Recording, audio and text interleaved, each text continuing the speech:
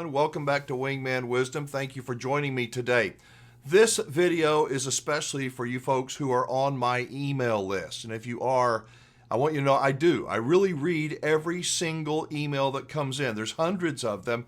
And even with an assistant, Chris, we still can't get everything covered. So I read them all. We may not be able to get back to everyone, but I am grateful to each and every one of you for not just subscribing to the channel, but for writing and staying in touch with me and letting us know how you think we're doing. So over Memorial Day weekend, actually before Memorial Day weekend, I started seeing this trend developing. At least I thought that's kind of unusual. You see, I'm a former campground owner, and for the last several years during the pandemic, we had a full campground with a long waiting list of people. But I started noticing cancellations before Memorial Day. I'm thinking, what's going on? So the people on my email list, every Sunday I send out an email to you. It takes about 1 minute to read, but I was wondering, are you seeing that kind of a trend? What are you seeing over Memorial Day? And how might that play out during the summer?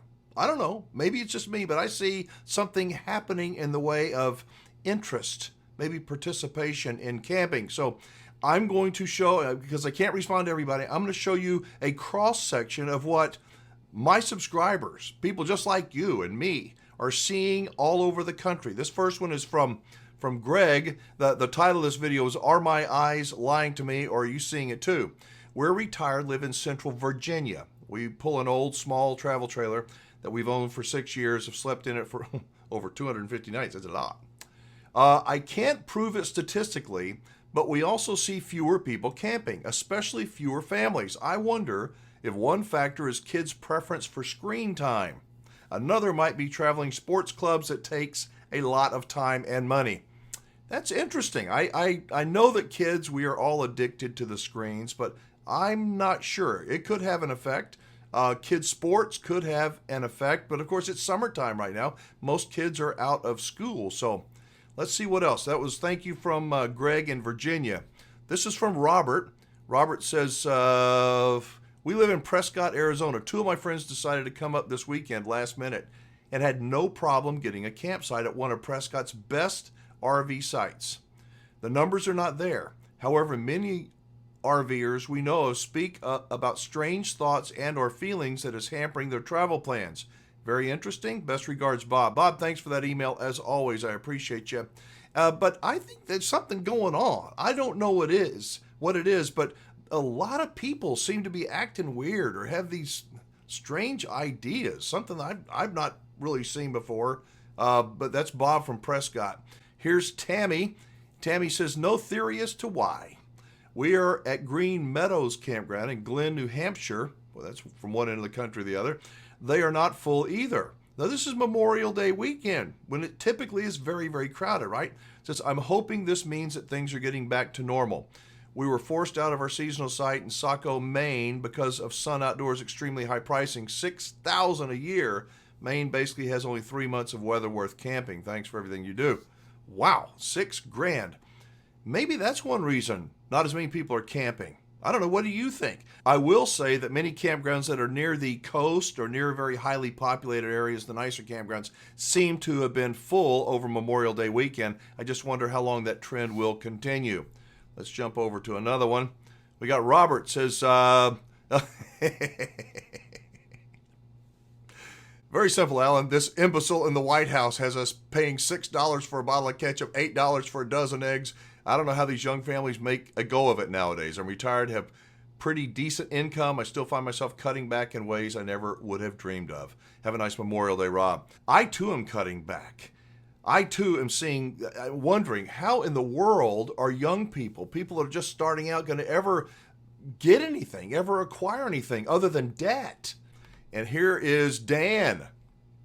Dan says, my wife and I are camp hosting in a state park in Alaska. So let's see, we've gone from New Hampshire, Arizona, Virginia, Alaska. I'd say that's a pretty good cross section, wouldn't you? It says we're camp hosting in a state park in Alaska. This is our second summer of camp hosting, last year being Northern California. I think that this is worth noting. It says they have 98 sites in the campground. We opened this past Wednesday, had rigs lined up, waiting to come in. However, we only had about 80% occupancy. Today, it's almost empty. Most left by today, Sunday. This was Sunday of Memorial Day weekend. The park ranger said he had not seen it this low and suspected it's due to the economy. What do you think? Do you think it's the economy that is making people not book RV sites? I mean, RV ownership, I've said it before, and it's no secret, RV ownership in this country is higher than it has ever been. I know, and the good news is, I guess, for many people who still RV, is that there are campgrounds popping up. I don't think there's enough of them, but there are some campgrounds popping up. Maybe that's one reason for some of the vacancies, but what do you see? What do you think? And I do want to thank everybody for being a member of this, virtual campfire, our community, especially those that reply to me and respond to my emails. I'm so grateful. You help me to think and get a better perspective, a bigger, broader view of the entire economy. One last one, let's see. This is from Tim. As far as campgrounds go, I live in northern Tennessee. I can tell you that most of the campgrounds here are full. More campgrounds are popping up all the time. So I said, the only ones that aren't full are the more expensive ones. Also, I can say that about 90% or more of the people in these parks are living there full time. I'm one of them.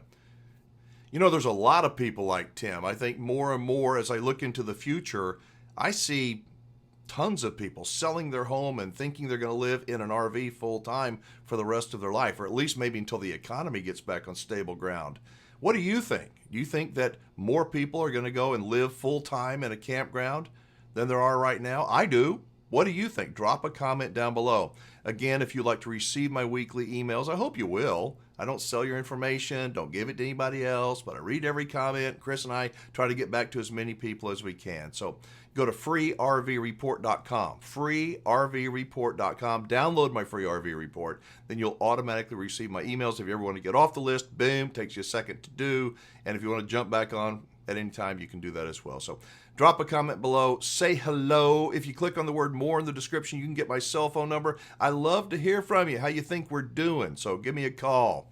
All right, thanks so much for watching. I'm Alan Warren, the RV Wingman. Be safe, have fun, play nice, and don't leave your good manners at home. I'll see you next time.